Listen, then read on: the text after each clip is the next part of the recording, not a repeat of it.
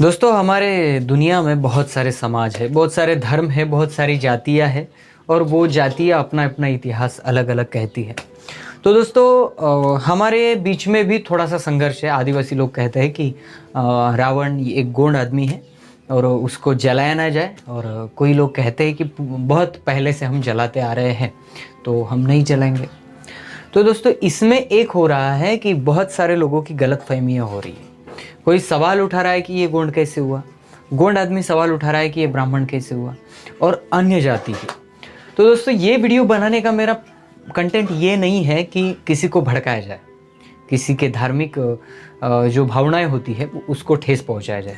लेकिन दोस्तों ये वीडियो बनाने का मेरा कंटेंट ये है कि सभी को जैसे लगता है कि अपने अपने घरों में जैसे लोगों को लगता है कि रावण एक दुराचारी पुरुष था, बहुत दुष्कर्मी पुरुष था, वैसे ही आदिवासी समाज को लगता है कि वो रावण एक बहुत अच्छा आदमी था, जिसकी वजह से इस पंचखंड धरती में जो वो राजा था, उसकी प्रजा थी, उसको बहुत कुछ सीखने को मिला है।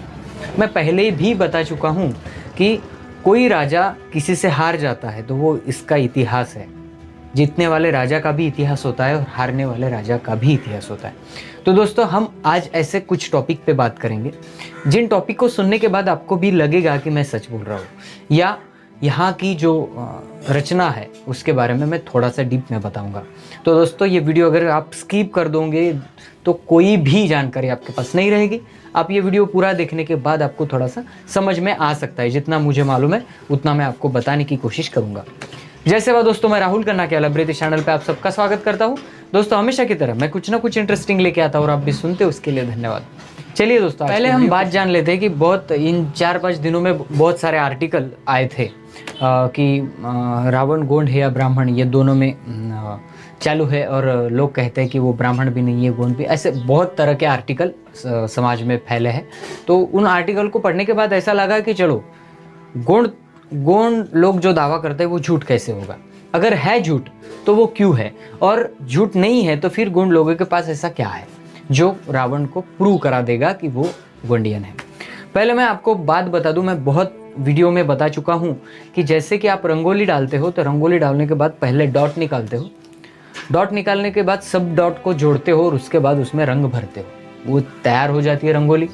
ऐसा ही कुछ है जो पहले ही यहाँ पे कुछ कैरेक्टर मौजूद थे स्टोरी लिखने वाले को, सिर्फ उन कैरेक्टर को अपने स्टोरी में लाना था, डॉट जोड़ना था और फिर एक नई स्टोरी बनानी थी। जैसे कि महिषासुर, जैसे कि एकलव्य, जैसे कि रावण और जैसे कि शबरी, ऐसे कुछ कैरेक्टर है और बहुत सारे हैं, मैं आपको बाद में धीरे धीरे बताता जाऊंगा।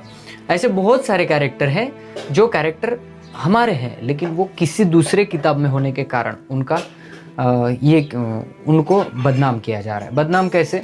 जैसे कि आदिवासी इंसान रावण को पूछता है, रामायण किसी ने भी लिखा हो, अगर कोई राम को पूछ सकता है तो ऐसा कोई बंधन नहीं कि रावण को ना पूछे।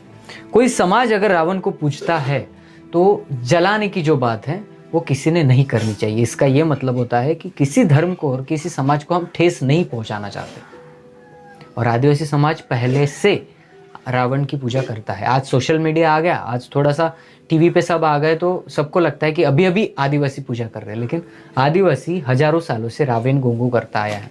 मैं धीरे धीरे आपको बताऊंगा। रावण का अर्थ गोंडी में राजा होता है, आप ये बात जान लो।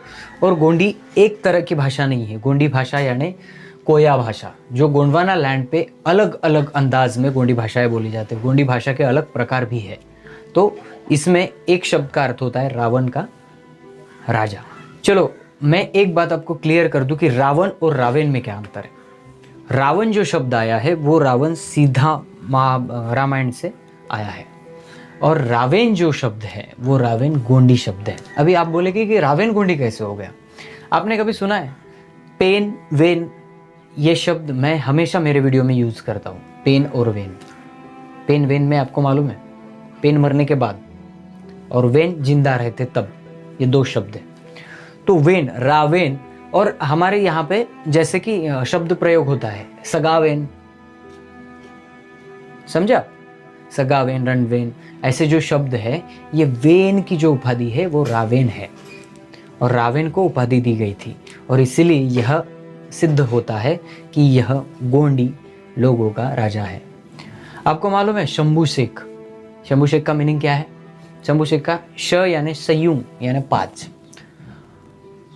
भू यानी धरती और शेख यानी राजा। शंभू शेख में यानी पंचखंड का राजा, पंचखंडों का राजा। और उसका भक्त कौन है? रावण। जी हाँ दोस्तों, उसका भक्त रावण कहा जाता है। इसीलिए भी गोंडी संस्कृति में रावण यह गुण बताता है। आपको मालूम है रावण, आज लोग बोलते हैं कि शंकर जी का भक्त था। एक्चुअली वो शंकर जी का भक्त नहीं था। रावण यह शंभू गौरा पेंट के सामने पूजा करते थे।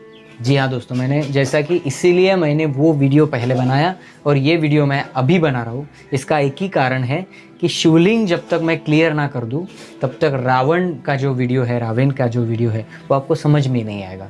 तो अभी आपको क्या करना है, वीडियो देखने के बाद शिवलिंग का वीडियो देखना है। शिवलिंग का वीडियो मैं एक काम करता हूँ, डिस्क्रिप्शन में उसका लिंक देता हूँ, आप वो भी वीडियो देख ले।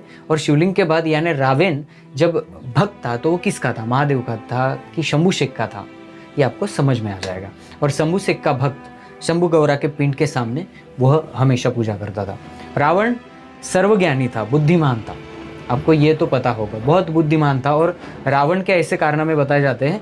रावण ने बहुत सारे ऋषियों के यज्ञ है, जो यज्ञ है वो निष्पात कर दे, यज्ञ को तोड़ डाला। बहुत सारे लोग अगर वहाँ पे यज्ञ कर रहे, होम यज्ञ कर रहे, तो उस यज्ञ में जाके कुछ भी डाल के वो यज्ञ समाप्त कर दिया। इसका एक ही कारण था कि रावण यह संस्कृति पे मानता था कि अनाज चावल जो भी खाने की चीज़ें हैं वो अग्नि में ना जलाए। इस संस्कृति के खिलाफ रावण को कहा जाता है। और ऐसे बहुत सारी किंवदंतियाँ गोंड लोगों में फेमस है। गोंड लोगों में आज भी पाटों में बताने मुहावरों में, किंवदंतियों में यह चलता है। दोस्तों तीसरा एक प्रमाण है, मैं आपको बता दूं कि अहिरावण महिरावण आपने नाम सुना है? जो गोंड लोगों के एक पेन में आते हैं, अहिरावण महिरावण, जो कि इसका उल्लेख रामायण में भी है और गोंडी संस्कृति में, गोहिंडी साहित्य में भी अहिरावण महिरावण का रहता है। तो अहिरावण महिरावण ये जो शब्द है ना, ये शब्द इसमें ही है कि रावण अहिरावण महिरावण है, तो इसके पीछे जो रावण आता है, रावण आता है, ये यही इसके रूप है। दूसरा एक आपको प्रमाण बता दूं कि केकसी जो रावण की माँ बताई जाती है रामायण में, वो द्रविडियन थी, द्रविड़ सभ्यता से थी। और आपको मालूम है कि गोंड लोग भी द्रविड़ सभ्यता से आए हुए हैं, तो इसका भी ये मतलब निकलता है कि रावण गोंड थे। आपको ये मालूम होगा कि रानी दुर्गावती गढ़ामंडला की जब रानी थी तब उन्होंने 5 तोले का सोन का सिक्का चलाया। और कहा जाता है कि हमारे रावण ने भी, जिसको दशानन कहा जाता है, वो रावण ने भी 5 तोले का सोन का सिक्का चलाया था। और उसके पे एक लिखा था पुलस्य। पुलस्य का अर्थ क्या होता है ये आप जान लेना। और उसके बाद मैं इस सभी को बता दूं कि मंडावी गोत्र रानी दुर्गावती का भी था और रावण का भी मंडावी गोत्र था। यानी वो दोनों भी 7 देवे थे।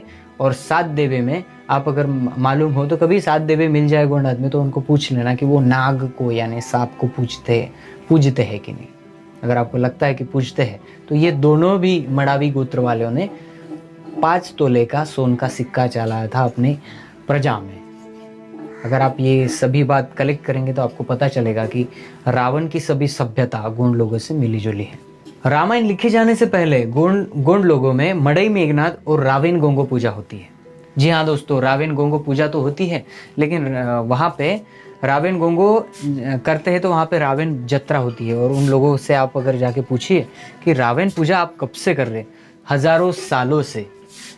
ये पीढ़ियाँ जानती भी नहीं, उतने सालों से वहाँ पे। यानी मैं एक बात ये दावे के साथ कह सकता हूँ कि जब भी रामायण का उगम नहीं हुआ तब भी गोंड लोग मड़ई मेघनाथ और रावण गोंगो की पूजा करते थे। इसका मतलब ये है कि ये कैरेक्टर जिंदा थे, कैरेक्टर थे, और इस कैरेक्टर को जैसे के वैसे उठा के उस स्टोरी में बताया गया है।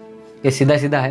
तो इसलिए मैं सभी को निवेदन करूंगा कि भाइयों, ये सब आप सुनते हो ना इसके बारे में, तो मैं एक ही बात बताना चाहता हूँ। मैं आपको कोई ठेस नहीं पहुंचा रहा, लेकिन यहाँ पे आदिवासी समुदाय रावण को मानता है तो आपका मतलब यही है कि आप हमारे भावनाएं ना दुखाएं और रावण को ना जलाएं।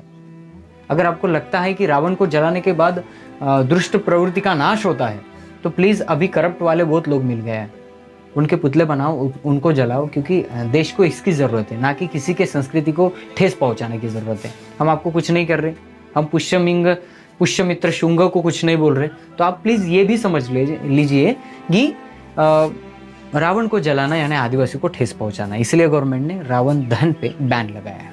तो सभी को ये बात समझ में आई होगी। अगर ये मैंने जो एविडेंस बताया है, ये एविडेंस कैसे लगते हैं ये भी बताओ, यानी मुझे भी समझ में आएगा कि ये वीडियो आपको कितना पसंद आया। मिलते हैं अगले वीडियो अगले टॉपिक के साथ, तब तक के लिए जय सेवा, जय जोहार, जय आदिवासी, जय गुणवाना, जय भीम, जय रावण।